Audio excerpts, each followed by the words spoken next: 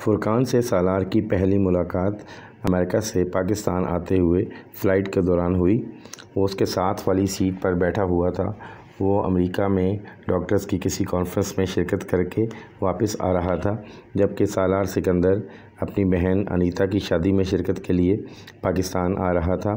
اس لمبی فلائٹ کے دوران دونوں کے درمیان ابتدائی تعارف کے بعد گفتگو کا سلسلہ تھما نہیں۔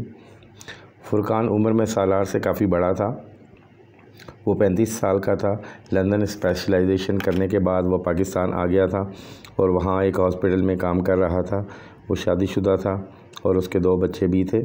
چند گھنٹے آپس میں گفتگو کرنے کے بعد فرقان اور وہ سونے کی تیاری کرنے لگے۔ سالار نے معمول کے مطابق اپنے بریف کیس سے سلیپنگ پلز کی ایک گولی پانی کے ساتھ نگل لی۔ فرقان نے اس کی تمام کارروائی کو خاموشی سے دیکھا۔ جب اس نے بریف کیس بند کر کے دوبارہ رکھ دیا تو فرقان نے کہا، اکثر لوگ فلائٹ کے دوران سلیپنگ پلز کے بغیر نہیں سو سکتے۔ سالار نے گردن موڑ کر اسے دیکھا اور کہا، میں سلیپنگ پلز کے بغیر نہیں سو سکتا۔ فلائٹ میں ہوں یا نہ ہوں اس سے فرق نہیں پڑتا۔ سونے میں مشکل پیش آتی ہے۔ فرقان کو ایک دم کچھ تجسس ہوا۔ مشکل؟ سالار مسکرایا، میں سرے سے سو ہی نہیں سکتا۔ میں سلیپنگ پلز لیتا ہوں اور 3-4 گھنٹے سو لیتا ہوں۔ انسومینیا؟ فرقان نے پوچھا۔ شاید میں نے ڈاکٹر سے چیک اپ نہیں کروایا، مگر شاید یہ وہی ہے۔ سالار نے قدرے لاپرواہی سے کہا، تمہیں چیک اپ کروانا چاہیے اس عمر میں۔ انسومینیا یہ کوئی بہت صحت مند علامت نہیں ہے۔ میرا خیال ہے تم کام کے پیچھے جنونی ہو چکے ہو اور اسی وجہ سے تم نے اپنی سونے کی نارمل روٹین کو خراب کر لیا ہے۔ فرقان اب کسی ڈاکٹر کی طرح بول رہا تھا۔ سالار مسکراتے ہوئے سنتا رہا۔ وہ اسے نہیں بتا سکتا تھا کہ وہ اگر رات دن مسلسل کام نہ کرے تو وہ اس احساس جرم کے ساتھ زندہ نہیں رہ سکتا جسے وہ محسوس کرتا ہے۔ وہ اسے یہ بھی نہیں بتا سکتا تھا کہ وہ سلیپنگ پلز کے بغیر سونے کی کوشش کرے تو امامہ کے بارے میں سوچنے لگتا ہے، اس حد تک کہ اسے اپنا سر درد سے پڑتا ہوا محسوس ہونے لگتا ہے۔ کتنے گھنٹے کام کرتے ہو ایک دن میں؟ فرقان اب پوچھ رہا تھا۔ 18 گھنٹے، بعض دفعہ 20۔ مائی گڈنس! اور کب سے؟ 2-3 سال سے۔ اور تبھی نیند کا مسئلہ ہوگا تمہیں۔ میں نے ٹھیک اندازہ لگایا، تم نے خود اپنی روٹین خراب کر لی ہے۔ فرقان نے اس سے کہا، ورنہ اتنے گھنٹے کام کرنے والے آدمی کو تو ذہنی تھکن ہی ایک لمبی اور پرسکون نیند سلا دیتی ہے۔ یہ میرے ساتھ نہیں ہوتا، سالار نے مدھم لہجے میں کہا۔ یہی تو تمہیں جاننے کی کوشش کرنی چاہیے کہ اگر یہ تمہارے ساتھ نہیں ہوتا تو کیوں نہیں ہوتا؟ سالار اس سے یہ نہیں کہہ سکا کہ وہ وجہ جانتا ہے۔ کچھ دیر کی خاموشی کے بعد فرقان نے اس سے کہا، میں اگر تمہیں کچھ آیتیں بتاؤں رات کو سونے سے پہلے تو تم پڑھ سکو گے؟ کیوں نہیں پڑھ سکوں گا؟ سالار نے گردن موڑ کر اس سے کہا، نہیں، اصل میں تمہارے اور میرے جیسے لوگ جو زیادہ پڑھ لیتے ہیں اور خاص طور پر تعلیم مغرب میں حاصل کرتے ہیں، وہ ایسی چیزوں پر یقین نہیں رکھتے یا انہیں پریکٹیکل نہیں سمجھتے۔ فرقان نے وضاحت کی۔ فرقان میں حافظ قرآن ہوں، سالار نے اس طرح لیٹے لیٹے پرسکون آواز میں کہا۔ فرقان کو جیسے کرنٹ لگا۔ میں روز رات کو سونے سے پہلے 1 سپارہ پڑھ کر سوتا ہوں۔ میرے ساتھ یقین یا اعتماد کا کوئی مسئلہ نہیں ہے، سالار نے بات جاری رکھی۔ میں بھی حافظ قرآن ہوں، فرقان نے بتایا۔ سالار نے گردن موڑ کر مسکراتے ہوئے اسے دیکھا۔ یہ یقیناً ایک خوشگوار اتفاق تھا۔ اگرچہ فرقان نے داڑھی رکھی ہوئی تھی، مگر سالار کو پھر بھی یہ اندازہ نہیں ہو پایا تھا کہ وہ حافظ قرآن ہے۔ پھر تو تمہیں اس طرح کا کوئی مسئلہ نہیں ہونا چاہیے۔ قرآن پاک کی تلاوت کر کے سونے والے انسان کو نیند نہ آئے، یہ مجھے عجیب لگتا ہے۔ سالار نے فرقان کو بڑبڑاتے سنا۔ وہ اب اپنے حواس کو ہلکا ہلکا مفلوج پا رہا تھا۔ نیند اس پر غلبہ پا رہی تھی۔ اس نے آنکھیں بند کر لیں۔ تمہیں کوئی پریشانی ہے؟ اس نے فرقان کی آواز سنی۔ وہ نیند کی گولیوں کے زیر اثر نہ ہوتا تو مسکرا کر انکار کر دیتا، مگر وہ جس حالت میں تھا اس میں وہ انکار نہیں کر سکا۔ ہاں، مجھے بہت زیادہ پریشانیاں ہیں۔ مجھے سکون نہیں ہے۔ مجھے لگتا ہے میں مسلسل کسی صحرا میں سفر کر رہا ہوں۔ پچھتاوے اور احساس جرم مجھے چھوڑتے ہی نہیں۔ مجھے کسی پیر کامل کی تلاش ہے جو مجھے اس تکلیف سے نکال دے، جو مجھے میری زندگی کا راستہ دکھا دے۔ فرقان دم بخود اس کا چہرہ دیکھ رہا تھا۔ سالار کی آنکھیں بند تھیں، مگر وہ اس کی آنکھوں کے کونوں سے نکلتی نمی کو دیکھ رہا تھا۔ اس کی آواز میں بھی بے ربطی اور لڑکھڑاہٹ تھی۔ وہ اس وقت لاشعوری طور پر سلیپنگ پلز کے زیر اثر بول رہا تھا۔ وہ اب خاموش ہو چکا تھا۔ فرقان نے مزید کوئی سوال نہیں کیا۔ بہت ہموار انداز میں چلنے والی اس کی سانس بتا رہی تھی کہ وہ نیند میں جا چکا ہے۔ جہاز میں ہونے والی وہ ملاقات وہیں ختم نہیں ہوئی۔ وہ دونوں جاگنے کے بعد بھی آپس میں گفتگو کرتے رہے۔ فرقان نے سالار سے ان چند جملوں کے بارے میں نہیں پوچھا تھا جو اس نے نیند کی آغوش میں سماتے ہوئے بولے تھے۔ خود سالار کو بھی اندازہ نہیں تھا کہ اس نے سونے سے پہلے اس سے کچھ کہا تھا۔ اگر کہا تھا تو کیا کہا تھا؟ سفر ختم ہونے سے پہلے ان دونوں نے آپس میں کانٹیکٹ نمبرز اور ایڈریس کا تبادلہ کیا۔ پھر سالار نے اسے انیتا کی شادی پر انوائٹ کیا۔ فرقان نے آنے کا وعدہ کیا، مگر سالار کو اس کا یقین نہیں تھا۔ ان دونوں کی فلائٹ کراچی تک تھی۔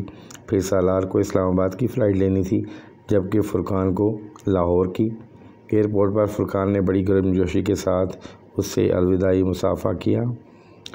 انیتا کی شادی 3 دن بعد تھی اور سالار کے پاس ان 3 دنوں کے لیے بھی بہت سے کام تھے، کچھ شادی کی مصروفیات اور کچھ اس کے اپنے مسئلے۔ وہ اگلے دن شام کو اس وقت حیران ہوا جب فرقان نے اسے فون کیا۔ 10-15 منٹ کی دونوں کی گفتگو ہوتی رہی۔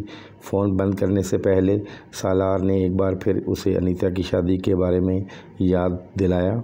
یہ کوئی یاد دلانے والی بات نہیں ہے، مجھے اچھی طرح یاد ہے، میں ویسے بھی اس ویکینڈ پر اسلام آباد میں ہی ہوں گا، فرقان نے جواباً کہا۔ وہاں مجھے اپنے گاؤں میں اپنا اسکول دیکھنے بھی جانا ہے، اس کی بلڈنگ میں کچھ اضافی تعمیر ہو رہی ہے۔ اسی سلسلے میں تو اسلام آباد میں اس بار میرا قیام کچھ لمبا ہی ہوگا۔ سالار نے اس کی بات کو کچھ دلچسپی سے سنا۔ گاؤں، اسکول، کیا مطلب؟ ایک اسکول چلا رہا ہوں میں وہاں اپنے گاؤں میں۔ فرقان نے اسلام آباد کے نواحی علاقوں میں سے ایک کا نام لیا، بلکہ کئی سالوں سے۔ کس لیے؟ فرقان کو اس کے جواب نے حیران کیا۔ لوگوں کی مدد کے لیے، اور کس لیے؟ چیریٹی ورک ہے؟ نہیں، چیریٹی ورک نہیں ہے، یہ میرا فرض ہے، یہ کسی پر کوئی احسان نہیں ہے۔ فرقان نے بات کرتے کرتے موضوع بدل دیا۔ اسکول کے بارے میں مزید گفتگو نہیں ہوئی اور فون بند ہو گیا۔ فرقان انیتا کی شادی میں واقعی آ گیا تھا۔ وہ خاصی دیر وہاں رکا، مگر سالار کو محسوس ہوا کہ وہ کچھ حیران تھا۔ تمہاری فیملی تو خاصی مغرب زدہ ہے۔ سالار کو ایک دم اس کی الجھن اور حیرانی کی وجہ سمجھ میں آ گئی۔ میرا خیال تھا کہ تمہاری فیملی کچھ کنزرویٹو سی ہوگی، کیونکہ تم نے بتایا تھا کہ تم حافظ قرآن ہو، اور تمہارا لائف اسٹائل مجھے کچھ سادہ سا لگا، مگر یہاں آ کر مجھے حیرانی ہوئی، تم اور تمہاری فیملی میں بہت فرق ہے۔ I think you are the odd one out. وہ اپنے آخری جملے پر خود ہی مسکرا دیا۔ وہ دونوں اب فرقان کی گاڑی کے قریب پہنچ چکے تھے۔ میں نے صرف 2 سال پہلے قرآن پاک حفظ کیا اور 2-3 سال سے ہی میں اوڈ ون آؤٹ ہوا ہوں۔ پہلے میں اپنی فیملی سے بھی زیادہ مغرب زدہ تھا، اس نے فرقان کو بتایا۔ 2 سال پہلے قرآن پاک حفظ کیا امریکہ میں اپنی سٹڈیز کے دوران، مجھے یقین نہیں آ رہا۔ فرقان نے بے یقینی سے سر ہلایا۔ کتنے عرصے میں کیا؟ تقریباً 8 ماہ میں۔ فرقان کچھ دیر تک کچھ نہیں کہہ سکا، وہ صرف اس کا چہرہ تکتا رہا۔ پھر اس نے ایک گہرا سانس لے کر ستائشی نظروں سے اسے دیکھا۔ تم پر اللہ تعالیٰ کا کوئی خاص کرم ہے، ورنہ جو کچھ تم مجھے بتا رہے ہو یہ آسان کام نہیں ہے۔ میں فلائٹ میں بھی تمہارے کارناموں سے کافی متاثر ہوا تھا، کیونکہ جس عمر میں یونیسکو میں جس سیٹ پر تم کام کر رہے ہو ہر کوئی نہیں کر سکتا۔ اس نے پھر بڑی گرمجوشی کے ساتھ سالار سے ہاتھ ملایا۔ چند لمحوں کے لیے سالار کے چہرے کا رنگ تبدیل ہوا۔ اللہ کا خاص کرم، اگر میں اسے یہ بتا دوں کہ میں ساری زندگی کیا کرتا رہا ہوں تو یہ۔ سالار نے اس سے ہاتھ ملاتے ہوئے سوچا۔ تم پرسوں کسی اسکول کی بات کر رہے تھے؟ سالار نے دانستہ موضوع بدلا۔ تم اسلام آباد میں نہیں رہتے؟ نہیں، میں اسلام آباد میں ہی رہتا ہوں، مگر میرا ایک گاؤں ہے، آبائی گاؤں، وہاں ہماری کچھ زمین ہے۔ ایک گھر بھی تھا۔ فرقان اسے تفصیل سے بتانے لگا۔ کئی سال پہلے میرے والدین اسلام آباد شفٹ ہو گئے تھے۔ میرے والد نے فیڈرل سروس سے ریٹائرمنٹ کے بعد وہاں اپنی زمینوں پر ایک اسکول بنا لیا۔ اس گاؤں میں کوئی اسکول نہیں تھا، انہوں نے پرائمری اسکول بنایا۔ 7-8 سال سے میں اسے دیکھ رہا ہوں، اب وہ سیکنڈری اسکول بن چکا ہے۔ 4 سال پہلے میں نے وہاں ایک ڈسپینسری بھی بنوائی۔ تم اس ڈسپینسری کو دیکھ کر حیران رہ جاؤ گے، بہت جدید سامان ہے اس میں۔ میرے ایک دوست نے ایک ایمبولینس بھی گفٹ کی ہے، اور اب صرف میرے گاؤں کے ہی نہیں بلکہ ارد گرد کے بہت سارے گاؤں کے لوگ بھی اسکول اور ڈسپینسری سے فائدہ اٹھا رہے ہیں۔ سالار اس کی باتیں توجہ سے سن رہا تھا۔ مگر تم یہ سب کچھ کیوں کر رہے ہو؟ تم ایک سرجن ہو، تم یہ سب کیسے کر لیتے ہو؟ اور اس کے لیے بہت پیسے کی ضرورت ہے۔ کیوں کر رہا ہوں یہ تو میں نے اپنے آپ سے کبھی نہیں پوچھا۔ میرے گاؤں میں اتنی غربت تھی کہ یہ سوال پوچھنے کی مجھے کبھی ضرورت ہی نہیں پڑی۔ ہم لوگ بچپن میں کبھی کبھار اپنے گاؤں جایا کرتے تھے، یہ ہمارے لیے تفریح تھی۔ ہماری حویلی کے علاوہ گاؤں کا کوئی مکان پکا نہیں تھا، اور سڑک کا تو سوال ہی پیدا نہیں ہوتا۔ ہم سب کو یوں لگتا تھا جیسے ہم جنگل میں آ گئے ہیں۔ اب اگر ہم جانور ہوتے تو ہمیں کوئی فرق نہیں پڑتا، شہر کی طرح ہم جنگل میں دندناتے پھرتے، یہی سوچ کر کہ ہم سب سے مرعوب ہیں اور کوئی بھی ہمارے جیسا نہیں، نہ کوئی ہماری طرح رہتا ہے، نہ ہمارے جیسا کھاتا ہے، نہ ہمارے جیسا پہنتا ہے۔ مگر انسان ہو کر یہ برداشت کرنا مشکل ہو جاتا ہے کہ ہمارے ارد گرد کے انسان جانوروں جیسی زندگی گزارنے پر مجبور ہیں۔ ہو سکتا ہے کچھ انسانوں کو اس سے خوشی محسوس ہوتی ہو کہ انہیں ہر نعمت میسر ہے اور باقی سب ترس رہے ہیں، مگر ہمارا شمار ایسے لوگوں میں نہیں ہوتا۔ اب سوال یہ پیدا ہوتا تھا کہ کیا کیا جائے۔ میرے پاس کوئی جادو کی چھڑی تو تھی نہیں کہ میں اسے ہلاتا اور سب کچھ بدل جاتا، نہ ہی بے شمار وسائل۔ تمہیں میں نے بتایا ہے نا کہ میرے والد سول سرونٹ تھے، ایماندار قسم کے سول سرونٹ۔ میں اور میرا بھائی دونوں شروع سے ہی اسکالرشپ پر پڑھتے رہے، اس لیے ہم پر ہمارے والدین کو زیادہ خرچ نہیں کرنا پڑا، خود وہ بھی کوئی فضول خرچ نہیں تھے، اس لیے تھوڑی بہت بچت ہوتی رہی۔ ریٹائرمنٹ کے بعد میرے والد صاحب نے سوچا کہ لاہور یا اسلام آباد کے کسی گھر میں اخبار پڑھ کر، واک کر کے یا ٹی وی دیکھ کر زندگی گزارنے کی بجائے انہیں اپنے گاؤں جانا چاہیے، وہاں کچھ بہتری لانے کی کوشش کرنی چاہیے۔ وہ دونوں گاڑی کے اندر بیٹھے ہوئے تھے۔ مشکلات کا تم اندازہ نہیں کر سکتے۔ گاؤں میں نہ بجلی تھی، نہ صاف پانی، کچھ بھی نہیں تھا۔ بابا نے پتہ نہیں کہاں بھاگ کر یہ ساری چیزیں منظور کروائیں۔ جب وہاں پرائمری اسکول بن گیا، ایک سڑک بھی آ گئی، بجلی اور پانی جیسی سہولتیں بھی آ گئیں، تو گورنمنٹ کو اچانک وہاں ایک اسکول بنانے کا خیال آیا۔ میرے والدین کو خوشی تھی کہ گورنمنٹ ان کے اسکول کو اپنی زیر نگرانی لے لے، اس میں اپنے ٹیچرز بھجوائے اور کچھ عرصے کے بعد اس اسکول کو اپ گریڈ کر دے۔ مگر محکمہ تعلیم کے ساتھ چند رابطوں میں ہی بابا کو اندازہ ہو گیا تھا کہ ایسا ہونے کی صورت میں ان کی ساری محنت پر پانی پھر جائے گا۔ بابا وہاں بچوں کو سب کچھ دیتے تھے، کتابیں، کاپیاں، یونیفارم اور ایسی کچھ ضروری چیزیں۔ انہوں نے باقاعدہ اس کے لیے فنڈز رکھے ہوئے تھے، مگر تم اندازہ کر سکتے ہو کہ گورنمنٹ کے پاس چلے جانے کے بعد اس کو کیا حشر ہوتا۔ سب سے پہلے وہ فنڈز جاتے، پھر باقی سب کچھ، اس لیے بابا خود ہی اس اسکول کو چلاتے رہے۔ محکمہ تعلیم نے وہاں اسکول پھر بھی کھولا، مگر وہاں ایک بچہ بھی نہیں گیا۔ پھر ہار مان کر انہوں نے وہ اسکول بند کر دیا اور ہمارے اسکول کو اپ گریڈ کر دیا۔ بابا کے کچھ دوستوں نے اس سلسلے میں ان کی مدد کی، اس طرح اس کی اپ گریڈنگ ہوتی رہی۔ میں ان دنوں لندن میں پڑھتا تھا، میں روپے بچا کر بھیجتا تھا۔ ابھی بھی ہم اس کو اور ترقی دے رہے ہیں۔ آس پاس کے گاؤں کے لوگ بھی اپنے بچوں کو ہمارے پاس بھجواتے ہیں۔ میں جب پاکستان واپس آیا تو میں نے وہاں ایک باضابطہ قسم کی ڈسپینسری قائم کی۔ گاؤں کی آبادی بھی اب بہت بڑھ گئی ہے، لیکن گاؤں میں غربت ابھی بھی مکمل طور پر ختم نہیں ہوئی۔ تعلیم سے اتنا ضرور ہوا ہے کہ گاؤں کے کچھ بچے باہر شہر میں آگے پڑھنے کے لیے جانے لگے ہیں، کچھ مختلف ہنر سیکھ رہے ہیں۔ وہ جو غربت کا ایک چکر تھا وہ ختم ہو رہا ہے۔ ان کی یہ نسلیں نہیں تو اگلی نسلیں شاید تمہارے اور میرے جیسے تعلیمی اداروں سے اعلیٰ ڈگریز لے کر نکلیں، کون کہہ سکتا ہے؟ وہ مسکراتے ہوئے بولا۔ میں ہر ماہ ایک ویکینڈ پر گاؤں جاتا ہوں اور وہاں 2 کمپاؤنڈر ہیں، مگر کوئی ڈاکٹر نہیں ہے۔ ایک ویکینڈ پر میں وہاں جاتا ہوں، باقی 3 ویکینڈز پر بھی ہم کسی نہ کسی کو وہاں بھجوا دیتے ہیں، پھر میں وہاں ہر 3 ماہ بعد ایک میڈیکل کیمپ لگواتا ہوں۔ اور اس سب کے لیے روپیہ کہاں سے آتا ہے؟ شروع میں تو یہ بابا کا روپیہ تھا، انہی کی زمین پر سکول بنا، انہی کی گریجویٹی سے اس کی تعمیر ہوئی۔ میری امی نے بھی اپنے پاس موجود رقم سے ان کی مدد کی، پھر بابا کے کچھ دوست بھی مالی امداد کرنے لگے، اس کے بعد میں اور مہران بھی اس میں شامل ہو گئے، پھر میرے کچھ دوست بھی۔ میں اپنی انکم کا ایک خاص حصہ ہر ماہ گاؤں بھجوا دیتا ہوں، اس سے ڈسپنسری بڑے آرام سے چلتی رہتی ہے۔ جو ڈاکٹرز وہاں مہینے کے 3 ویکینڈز پر جاتے ہیں وہ کچھ چارج نہیں کرتے، ان کے لیے یہ سوشل ورک ہے۔ میڈیکل کیمپس بھی اس طرح کے لگ جاتے ہیں، اور اسکول کے پاس اب اتنے فکس ڈپازٹ ہو چکے ہیں کہ ان سے آنے والی رقم ٹیچرز کی تنخواہ اور دوسرے اخراجات کے لیے کافی ہوتی ہے۔ ہم چند سالوں میں وہاں ٹیکنیکل ایجوکیشن کے لیے بھی کچھ کام کرنا چاہتے ہیں۔ تم کب جا رہے ہو وہاں؟ میں تو صبح نکل رہا ہوں، اگر میں تمہارے ساتھ جانا چاہوں، سالار نے کہا۔ موسٹ ویلکم، مگر کل تو ولیمہ ہوگا اور تم یہاں مصروف ہوگے، فرقان نے اسے یاد دلایا۔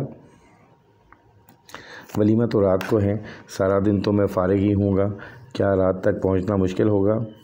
نہیں، بالکل نہیں، تم بہت آسانی سے پہنچ سکتے ہو، صرف صبح کچھ جلدی نکلنا پڑے گا اگر تم واقعی وہاں چند گھنٹے گزارنا چاہتے ہو، ورنہ پھر تم واپس آ کر خاصے تک جاؤ گے، فرقان نے اس سے کہا۔ میں نہیں تھکوں گا، میں یونیسیف کی ٹیمز کے ساتھ کیسے کیسے علاقوں میں سفر کرتا رہا ہوں، تمہیں اس کا اندازہ نہیں ہو سکتا۔ میں فجر کے بعد تیار رہوں گا، تم مجھے وقت بتا دو۔ 5:30۔ اوکے، تم گھر سے نکلتے ہوئے مجھے ایک بار موبائل پر کال کر لینا اور 2-3 بار ہارن دینا، یہاں آ کر میں نکل آؤں گا، اس نے فرقان سے کہا اور پھر خدا حافظ کہتے ہوئے اندر مڑ گیا۔ اگلی صبح فرقان ٹھیک 5:30 بجے اس کی گیٹ پر ہارن دے رہا تھا اور سالار پہلے ہی ہارن پر باہر تھا۔ تم واپس پاکستان کیوں آ گئے؟ تم انگلینڈ میں بہت آگے جا سکتے تھے۔ گاڑی شہر سے باہر جانے والی سڑک پر بھاگ رہی تھی، انہیں سفر کرتے آدھا گھنٹہ ہو گیا تھا جب سالار نے اچانک اس سے پوچھا۔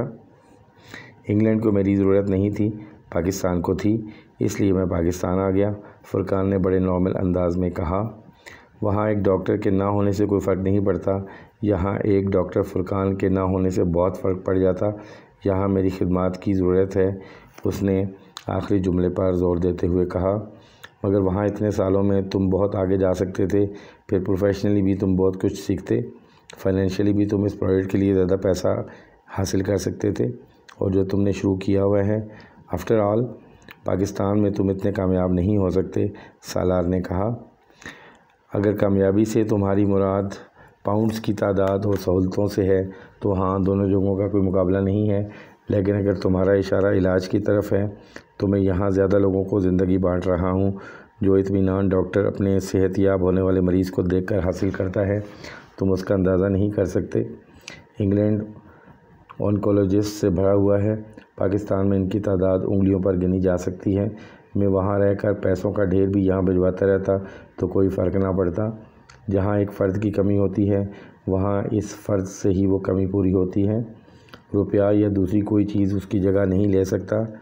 میں بہت کانے ہوں سالار، میری پوری فیملی بہت کانے ہیں، اور اگر میں نے کوئی چیز سیکھی ہے تو وہ سب سے پہلے میرے اپنے لوگوں کے کام آنا چاہیے۔ میں نے اگر کوئی چیز سیکھی ہے تو سب سے پہلے میرے اپنے لوگوں کے کام آنی چاہیے، میں اپنے لوگوں کو مرتا چھوڑ کر دوسرے لوگوں کی زندگی نہیں بچا سکتا۔ پاکستان میں کچھ بھی صحیح نہیں ہے، سب کچھ خراب ہے، کچھ بھی ٹھیک نہیں، سہولتوں سے خالی ہاسپٹلز اور حد سے زیادہ برا اور کرپٹ ہیلتھ سسٹم، جس برائی اور خامی کا سوچو وہ یہاں ہے، مگر میں اس جگہ کو چھوڑ نہیں سکتا۔ اگر میرے ہاتھ میں شفا ہے تو پھر سب سے پہلے یہ شفا میرے اپنے لوگوں کے حصے میں آنی چاہیے۔ سالار بہت دیر تک کچھ نہیں بول سکا، گاڑی میں یکدم خاموشی چھا گئی تھی۔ تم نے مجھ سے یہ سوال پوچھ لیا کہ میں پاکستان کیوں آ گیا ہوں، کیا اب میں تم سے یہ سوال پوچھوں کہ تم پاکستان کیوں نہیں آ جاتے؟ فرقان نے کچھ دیر کی خاموشی کے بعد مسکراتے ہوئے کہا۔ میں یہاں نہیں رہ سکتا، سالار نے بے اختیار کہا۔ تم پیسوں اور سہولتوں کی وجہ سے یہ کہہ رہے ہو؟ نہیں، پیسہ یا سہولتیں میرا مسئلہ نہیں ہے، نہ اب نہ ہی پہلے کبھی۔ تم میرا فیملی بیک گراؤنڈ جان چکے ہوگے، پھر پھر کچھ بھی نہیں، بس میں یہاں نہیں آ سکتا، اس نے قطعی لہجے میں کہا۔ یہاں تمہاری ضرورت ہے؟ کس کو؟ اس ملک کو۔ سالار بے اختیار مسکرایا۔ میں تمہاری طرح کی حب الوطنی نہیں رکھتا، میرے بغیر بھی سب کچھ ٹھیک ہے یہاں۔ ایک ڈاکٹر کی اور بات ہے، مگر ایک اکانومسٹ کسی کو زندگی اور موت نہیں دے سکتا۔ تم جو سروسز وہاں دے رہے ہو وہ یہاں کے اداروں کو دے سکتے ہو، اور جو کچھ اپنے لیکچرز میں وہاں کی یونیورسٹی میں سکھا رہے ہو یہاں کی یونیورسٹیز میں سکھا سکتے ہو۔ اس کا دل چاہا وہ فرقان سے کہے کہ وہ یہاں آ کر کچھ بھی سکھانے کے قابل نہیں رہ سکے گا، مگر وہ خاموشی سے اس کی بات سنتا رہا۔ تم نے افریقہ کی غربت، بھوک اور بیماری دیکھی ہے، تم یہاں کی غربت، بھوک اور بیماری دیکھو گے تو حیران رہ جاؤ گے۔ یہاں صورتحال ان ملکوں کی طرح خراب نہیں ہے فرقان، یہاں اتنی پسماندگی نہیں ہے۔ اسلام آباد کے جس سیکٹر میں تم پلے بڑے ہو وہاں رہ کر ارد گرد کی زندگی کا اندازہ لگانا بہت مشکل ہے۔ تم اسلام آباد کے قریبی گاؤں میں چلے جاؤ تو تمہیں اندازہ ہو جائے گا کہ یہ ملک کتنا خوشحال ہے۔ فرقان، میں تمہارے اس پروجیکٹ میں کچھ کنٹریبیوشن کرنا چاہتا ہوں۔ سالار نے ایک دم بات کا موضوع بدلنا چاہا۔ سالار، میرے اس پروجیکٹ کو فی الحال کسی مدد کی ضرورت نہیں ہے۔ تم اگر ایسا کوئی کام کرنا چاہتے ہو تو خود کسی گاؤں میں اس طرح کا کام شروع کر دو، تمہارے پاس فنڈز کی کمی نہیں ہوگی۔ میرے پاس وقت نہیں ہے، میں امریکہ میں بیٹھ کر یہ سب کچھ نہیں چلا سکتا۔ اگر تم یہ سمجھتے ہو تو کہ کسی دوسرے گاؤں میں کوئی اسکول قائم کیا جائے تو میں اسے سپورٹ کرنے کو تیار ہوں، میرے لیے ذاتی طور پر وقت دینا مشکل ہے۔ فرقان اس بار خاموش رہا، شاید اسے اندازہ ہو گیا تھا کہ سالار اب اس کے اصرار پر کچھ جھنجھلا رہا تھا۔ بات کا موضوع ایک بار پھر فرقان کے گاؤں کی طرف مڑ گیا۔ وہ دن سالار کی زندگی کے یادگار ترین دنوں میں سے وہ اس اسکول کو دیکھ کر واقعی بڑا متاثر ہوا تھا، مگر اس سے زیادہ متاثر وہ اس ڈسپنسری کو دیکھ کر ہوا تھا جہاں وہ گیا تھا۔ اسے ایک چھوٹا ہاسپٹل کہنا زیادہ بہتر تھا۔ ڈاکٹر کے نہ ہونے کے باوجود وہ بڑے منظم طریقے سے چلایا جا رہا تھا۔ اس دن فرقان کی آمد متوقع تھی اور اس کے انتظار میں مریضوں کی ایک بڑی تعداد بھی موجود تھی۔ فرقان آتے ہی مصروف ہو گیا۔ ہاسپٹل کا احاطہ مریضوں سے بھرا ہوا تھا، وہاں ہر عمر اور ہر طرح کے مریض تھے، نوزائیدہ بچے، عورتیں، بوڑھے، جوان۔ سالار احاطے میں لاشعوری طور پر چہل قدمی کرتا رہا۔ وہاں موجود چند لوگوں نے اسے بھی ڈاکٹر سمجھا اور اس کے قریب چلے گئے۔ سالار ان سے بات چیت کرنے لگا۔ زندگی میں وہ پہلی بار کینسر کے ایک اسپیشلسٹ کو ایک فزیشین کے طور پر چیک اپ کرتے اور نسخے لکھتے دیکھ رہا تھا، اور اس نے اعتراف کیا اس نے زندگی میں فرقان سے اچھا ڈاکٹر کبھی نہیں دیکھا تھا۔ وہ بے حد پروفیشنل اور بے حد نرم مزاج تھا۔ اس تمام عمل میں اس کے چہرے کی مسکراہٹ ایک لمحے کے لیے بھی غائب نہیں ہوئی تھی۔ سالار کو یوں لگ رہا تھا جیسے اس نے اپنے ہونٹوں پر مسکراہٹ کو کسی چیز کے ساتھ چپکایا ہوا تھا۔ کچھ وقت گزرنے کے بعد اس نے سالار کو ایک آدمی کے ساتھ اسکول بھجوا دیا تھا۔ وہ وہاں اس کے والدین سے ملا۔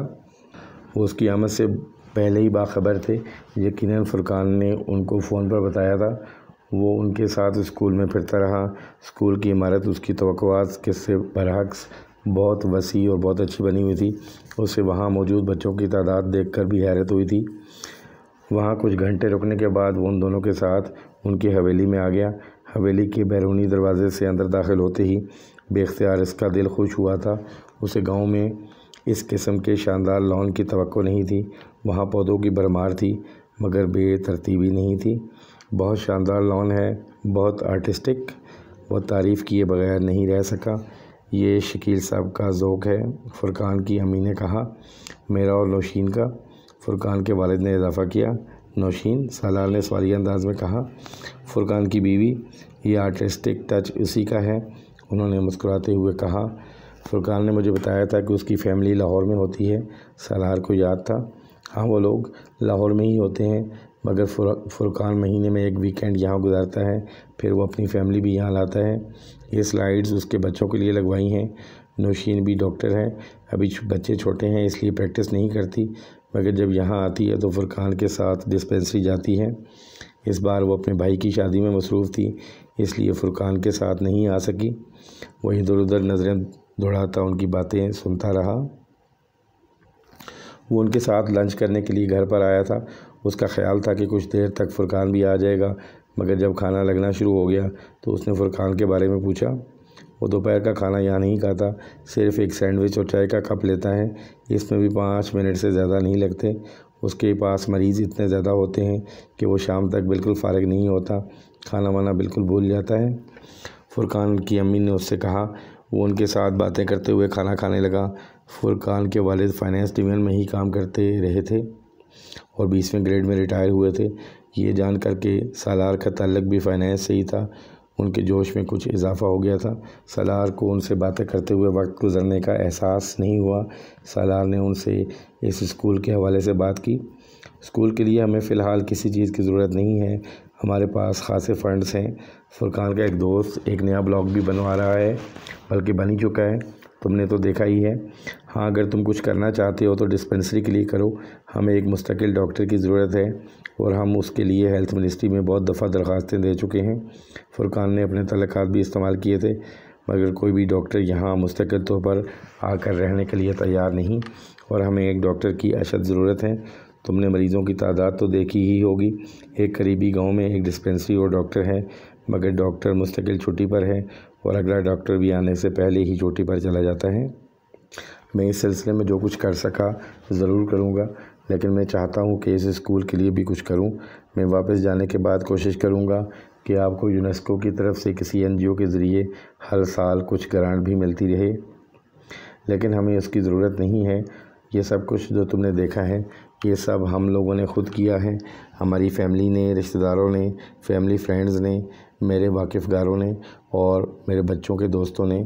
ہمیں کبھی کسی NGO یا بین الاقوامی ایجنسی کی گرانٹ کی ضرورت ہی نہیں پڑی۔ کب تک یونیسکو آ کر ہمارے لوگوں کی بھوک، جہالت اور بیماری ختم کرتی رہے گی؟